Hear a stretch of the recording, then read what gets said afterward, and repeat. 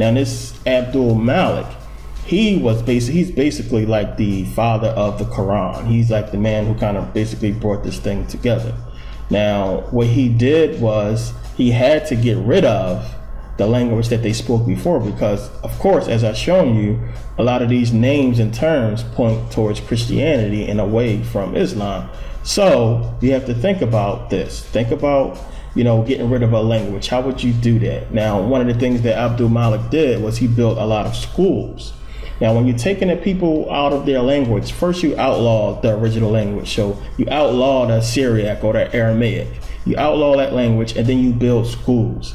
And then you teach the kids Arabic, the new language, and you pound that language into the kids.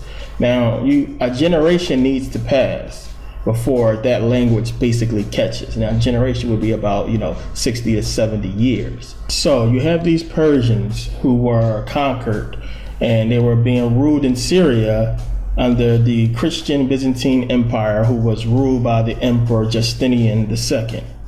You have Abdul Malik coming in and basically taking over the Byzantine Empire. And we know it's around 692, because in 692, these were the coins that were printed. Now, this was a Christian empire. If you look at these coins, you'll see Christ on one side and you'll see the cross on the other. Now, in 693, when Abdul Malik took over, he struck these coins. Now, look at these coins. You see where they copied from, and you see what's missing. And now you take away their language again, and you tell them don't speak this Syriac or Aramaic no more. The language of our people really is Arabic, because Muhammad, you see, because most Muslims will say this. They'll say, oh no, the Arabic language is a sacred language and it was given to Muhammad. Of course they didn't speak it back then, because it was just given to him, and it was the language that people were supposed to speak. But now you can see why they don't want you learning this language, because a lot of these terms and names point to Christianity. So now you have Abdul Malik come in and force these people to start speaking Arabic, and you give them this new religion that represents the Arab, represents these people. See, language doesn't lie, and you see what has been going on with these religions. Now, if you want to give people this religion to worship, you have to take away the old meanings of certain words, because people want to know what they mean. So this is why language was changed so much around that area, because you can't tell a person that Muhammad is a person when Muhammad is just a phrase that means a person who is worthy of praise. So language has to be changed, and you can see why it was done, to get people to join these religions and get people not to understand what these words mean and where they come from. What's the real definition of these words? So you have whole languages that was basically just gone, wiped out. New languages was forced on people. That way the old real meaning, it still survived, but only certain people knew it. Of course, if you not in the know, if you're a young person growing up, you was taught a certain language, and that's all you know. You're not going to even fathom to look into something else, because you don't know about something else unless you do some research, which is why I tell people doing research is important. Okay, so let's start putting this together. Now, we know Muhammad died 632 AD. Now, we know that the Quran didn't really start coming into play till around the 700s. So we're talking about 70 years after Muhammad died, we start getting this Quran. Now, you got to start putting the pieces together. We know the oldest Quran that we found was basically carbon dated back to around about 715 AD. Abdul Malik was born 646 AD in Mecca. He was raised in Medina. Now we know that he conquered the Byzantine Empire in Syria around 693, 92, 93. So when you start putting it together, it would make sense. Then he conquers this empire, he brings in the Quran and this new religion and teaches this religion to the people. So you just connecting the dots, and you can see what's going on, what happened. Also, Muhammad, his wife Khadijah, what was she? She was a rich Roman Catholic nun. He married her when he was 25, and she was like 40. So you start putting this stuff together. Also, Allah, I was telling you before, Allah means a lot of different things. What is the symbol of the Islam? You got the crescent moon, you have the star. Allah is a moon god who married a sun goddess, and they had 3 daughters, Al-Lat, Al-Uzza, and Manat. Now this sun god, or this moon god, name was Sin, but his title was Al-Elah, and they condensed it down to Allah. This is why before or during the appearance and ending of a crescent moon, they have Ramadan. Now pagans also worship the moon. Now, if you do any research into Catholicism, you'll notice that it's a lot of paganism inside of that religion, and they have a lot of rituals in Catholicism, just like the Muslims do. They both use the rosary beads. They both pray with beads. They both have a lot of ritualistic sayings and chants that they have to do when they're praying, and it's a lot of things that they do that are similar. Now, where do we find this whole worship of the moon and sun together? You see it a lot in Catholicism. You see when the Pope holds up that circle wafer, it's a symbolic symbol of the sun. Now, he puts it into this holder that looks like the sun, but if you look inside of that, you can see like a crescent moon. Also, what they basically did with Islam was switch around, because some people would say that, well, the sun should be a man and the moon a woman. Isis was represented as a moon goddess, and Hathor always had like the crescent moon with the sun over top of her head. When you look at the Egyptian hieroglyphics, you can see that. So what Islam basically did was switch it around. So you had Isis, who was basically like a moon goddess, and then you had Osiris, which was like a sun god, or Ra or Horus, which was sun gods. They just switched it around. So long before Islam, long before Christianity, there was a worship of Allah. Now Allah, like I said before, they worshiped them in many different names. One of the names was Baal Hadad. You've heard the Bible mention Baal a lot of times, Baal Hadad. When you look at the symbol for Baal Hadad, you'll always see the crescent moon and the sun. You always see the crescent moon with the circle symbol that represents the sun. Now, what were the Babylonians? They worshipped Nimrod. Nimrod was a pagan. So you can tie all of this together. You understand that Babylon was in where? Modern day Iraq. So the Islamic connection is all in this same area. The Assyrians were pagans before they were Muslim. They worshipped paganism. They worshipped Baal Hadad, who is the moon and the sun. You just got to do some research. You can start putting all this stuff together. When you look at the old hieroglyphs written in stone, they wrote this stuff in stone, people, hundreds of years ago. Why did they put it in stone? Now, when you start doing research and looking at this stuff, you can see where it all came from. It all ties in together. So basically, Christianity, whoever created that, they also created Islam. They created to control the Arabs, to control these people who basically occupied the majority of the Middle East. If you go over there to the Middle East, you'll notice a lot of the major mosques. Right next to it is a Catholic church. I mean, you find them everywhere. So you have a mosque, you have a Catholic church. They go hand in hand over there. And now you understand why. Who is always the controlling force or the ruling force in the Bible and the Quran? It's always Rome. Rome runs everything. They run England. England runs us. Rome runs America. If you look at an American Express card, who's on the front of it? A Roman soldier. That should tell you something. So you got these Muslims over there killing each other. You got these Muslims and Christians killing each other. These Muslims are fighting against all these different Muslim or Islamic factions. Well, all they got to do is go to the mosque, look next door, and they can see who the hell the enemy is. The same enemy. A little bit of research or a lot of research, you can figure all this stuff out. Now, what Muslims have to accept, what they have to really look into and realize that before Islam existed, there was a worship of Allah. There was the Kaaba. Now, all Allah is, Allah represents the highest God or highest idol of the 360 idols that was worshipped around the Kaaba. Allah would be the highest. Now, before Muhammad was even born, his grandfather was the high priest and keeper of the 360 idols around the Kaaba.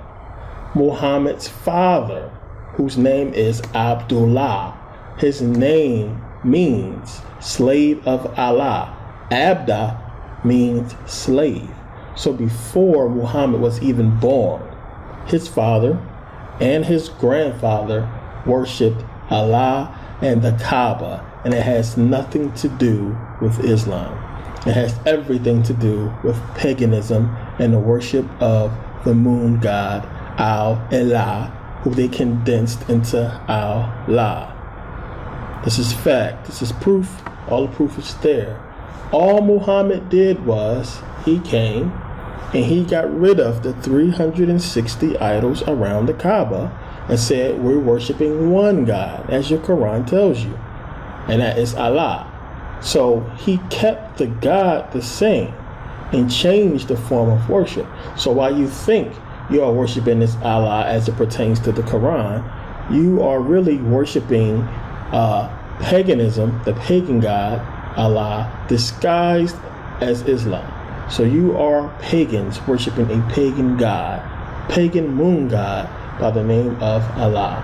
Why is it that Ramadan corresponds to the moon?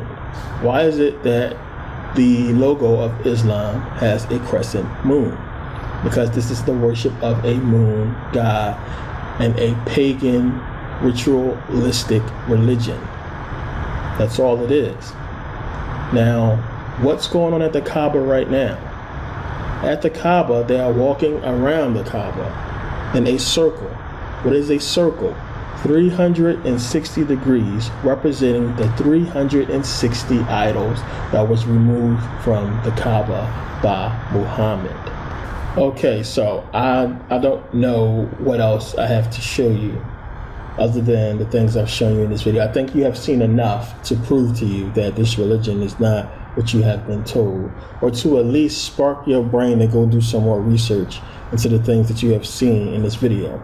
And I urge you to do just that. Do not take my word for anything. Do not believe any of the people or any of the things you have seen in this video. Go do the research yourself. If you have any doubt in your mind, just go. That's the best way of you figuring this whole thing out. I mean, if you lasted to the end of this video, then something is in your brain, something is in your mind that can see that this is something that's up, something that's not right. And usually when something don't looks right, it's usually not right. Because truth is obvious. Truth is clear as day. Because it's true. It's true.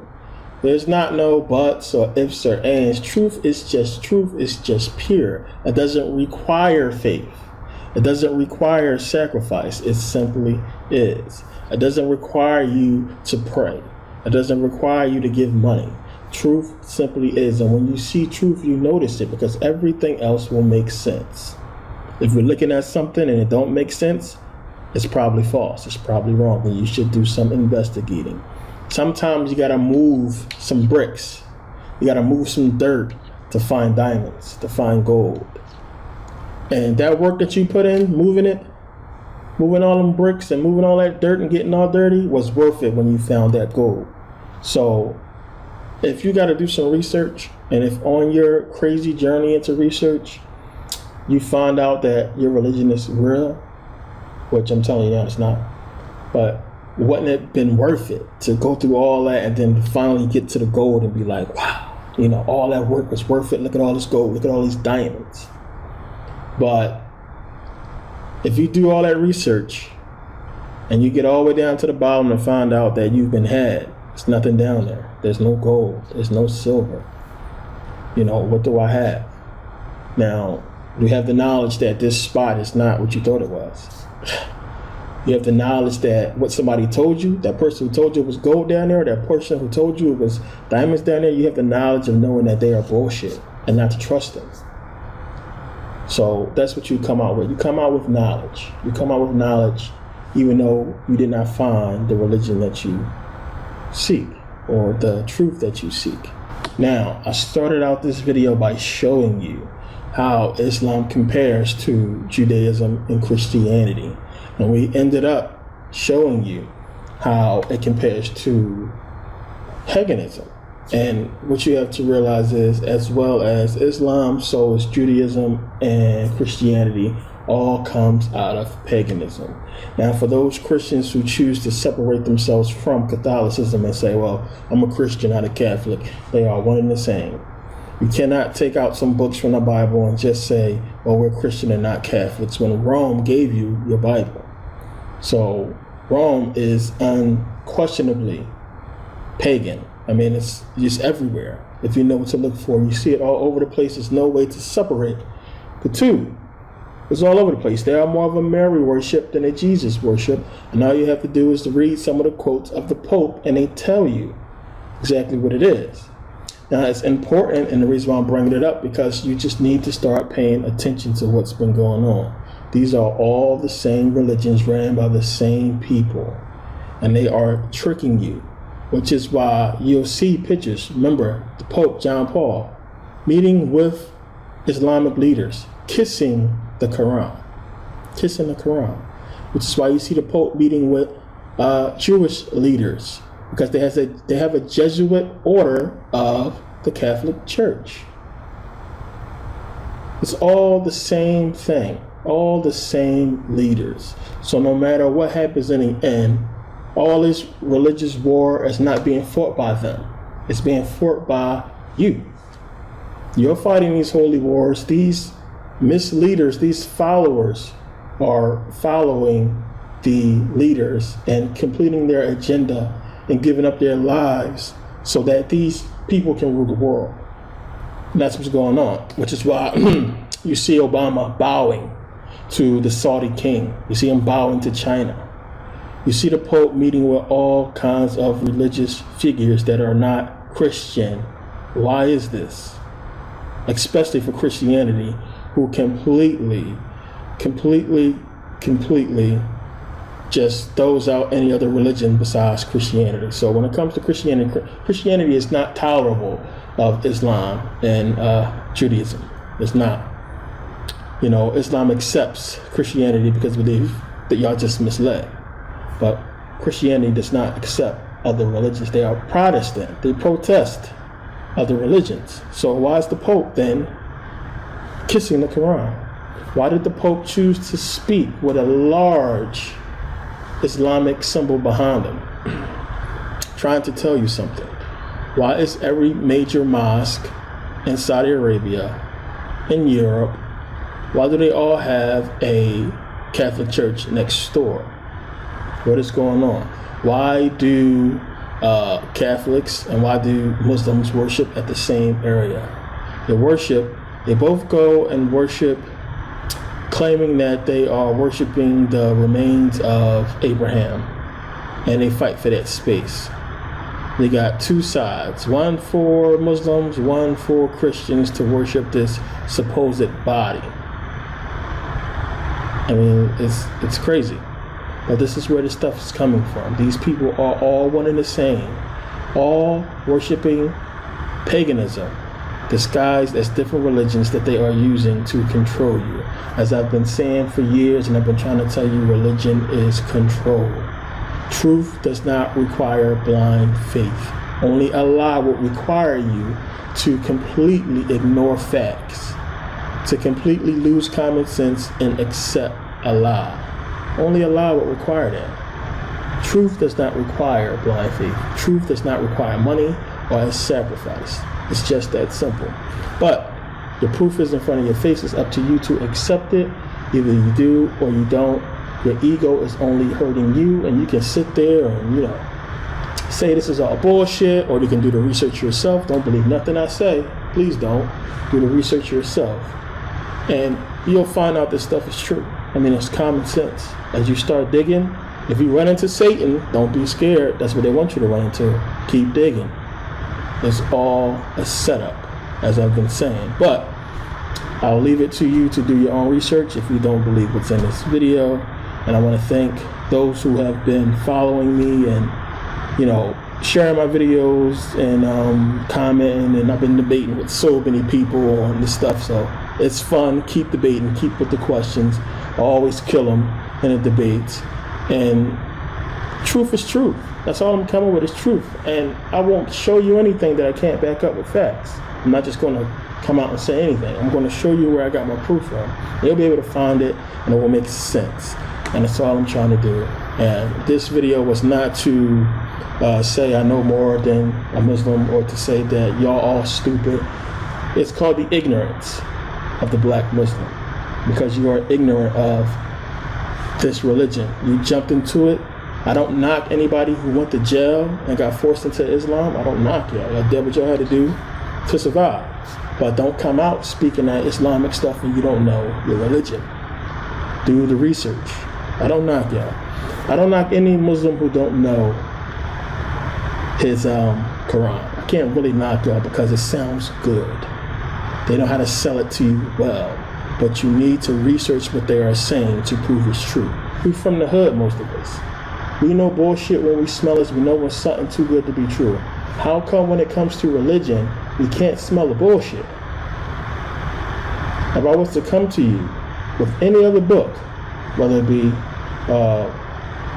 the Bible or Islam I'm referring to, and I will point out in any other book all of the contradictions in that book, you will immediately say that book is bullshit. But when it comes to a religious book and I show you all the contradictions and problems, nobody wants to refute it. Nobody wants to believe it. They say, oh, well, it's bullshit, and they just accept it. That's called mind control. You have to realize what's been going on. And I want to thank everybody for watching this video. Like, comment, share, all that. Keep with the debates. Keep with the questions. I love it. And for everybody who's really been supporting me on this whole thing, again, special thanks to y'all. Y'all know who you are. Keep watching and keep doing what you do.